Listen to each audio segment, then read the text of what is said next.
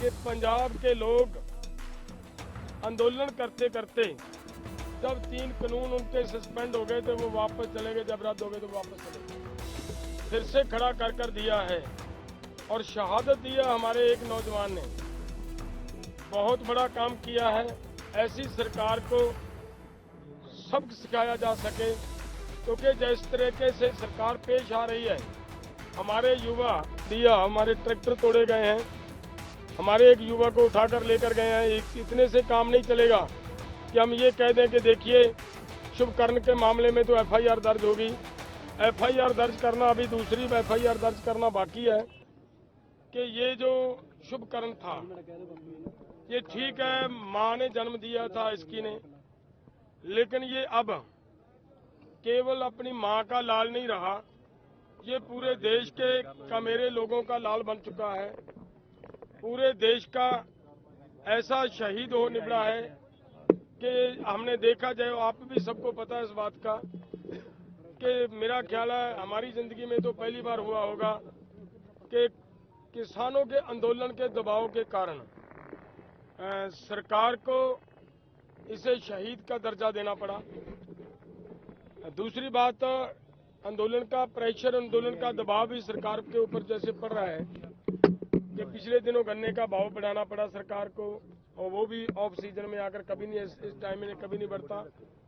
और हरियाणा के अंदर किसानों के कर्ज का जो ब्याज माफ करने का उन्होंने ऐलान किया।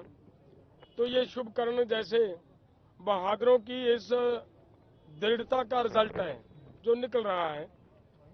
और मैं ज्यादा ना बोलते हुए इतनी बात ही कहूंगा कि अब देखिए, देशवासियों को मेरा आह्वान है कि आप लोगों का एक उलांबा था कि पंजाब के लोग आंदोलन करते करते जब 3 कानून उनके सस्पेंड हो गए थे वो वापस चले गए, जब रद्द हो गए तो वापस चले गए। आज आप सबको वही आंदोलन फिर से खड़ा कर दिया है और शहादत दिया हमारे एक नौजवान ने। बहुत बड़ा काम किया है। पूरे देश की ये जिम्मेदारी बनती है कि पूरा देश इस आंदोलन में पहले से भी ज्यादा ताकत से इस मैदान में उतरे, ताकि जैसी ये सरकार है ऐसी सरकार को सबक सिखाया जा सके। क्योंकि जिस तरीके से सरकार पेश आ रही है, हमारे युवा प्रितपाल सिंह को देखना हो तो देखे कैसे तरीके से वो वहां से अगवा कर लेकर गए हैं। उनकी टांगें तोड़ी गई हैं, उनकी बाहें तोड़ी गई हैं, उनका सिर फाड़ा गया, उनकी कमर तोड़ दी गई और बोरी के अंदर उसको बंद करके लेकर ऐसे लेकर गए हैं जैसे किसी जीव को ना किसी वस्तु को लेकर गए हों। और मैं हमारी माननीय हाई कोर्ट से भी इस बात की अपील करता हूं कि इनके ऊपर तुरंत संज्ञान लिया जाए।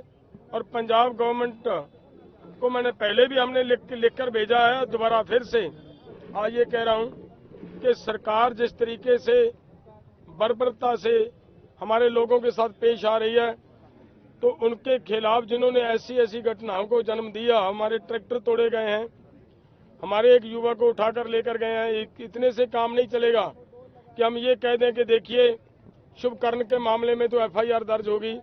एफआईआर दर्ज करना अभी दूसरी एफआईआर दर्ज करना बाकी है। जो हमारे नौजवान प्रितपाल को उठाकर लेकर गए हैं, और ये हमारी मांग है सरकार से कि उनके ऊपर भी मुकदमा, अगवा किए का मुकदमा दर्ज होना चाहिए। ये सब हमारी बातें हैं। लेकिन फिर मैं लास्ट में ये कहना चाहूंगा कि जो हमारा शहीद शुभकर्ण वो केवल हमारा नहीं रहा, एक जमात का नहीं रहा, वो पूरे देश का, किसान परिवार का, कमेरा परिवारों का वो शहीद बन चुका है। जब 3 तारीख को उनका अंतिम अरदास की जाएगी यहीं बल्लो गांव के अनाज मंडी के अंदर, तो मैं निवेदन करूंगा सभी संगठनों को, सभी भाइयों को, एक एक व्यक्ति को वो अपना फर्ज समझते हुए उनकी अंतिम अरदास में आकर शामिल हों, ताकि अरदास की एक बड़ी ताकत हुआ करती है। अरदास विनती से व्यक्ति, जाने वाले व्यक्ति की आत्मा को वो योग स्थान वाहिगुरु जरूर बख्शता है। और हमारा सबकी जिम्मेदारी बनती है कि उनकी अरदास में भी शामिल हों और उस दिन वहां से वो प्रण लें कि हम इस आंदोलन को, इस लड़ाई को, जिसको शुभकरण जी शुरू कर गए हैं, इसको अंतिम चरण तक लेकर जाएंगे और जीत कर रहेंगे। धन्यवाद। किसान को लेकर किसकी डिमांड कर रहे हो, किसके खिलाफ कार्रवाई? देखिए, मैंने ये कहा है कि जैसे पहले उनको उठाकर लेकर गए हैं, उनके खिलाफ कार्रवाई की हमारी मांग है और वो हम मांग कर रहे हैं। हरियाणा गवर्नमेंट की तरफ से हमारे उस युवा को उठाकर लेकर जाया गया।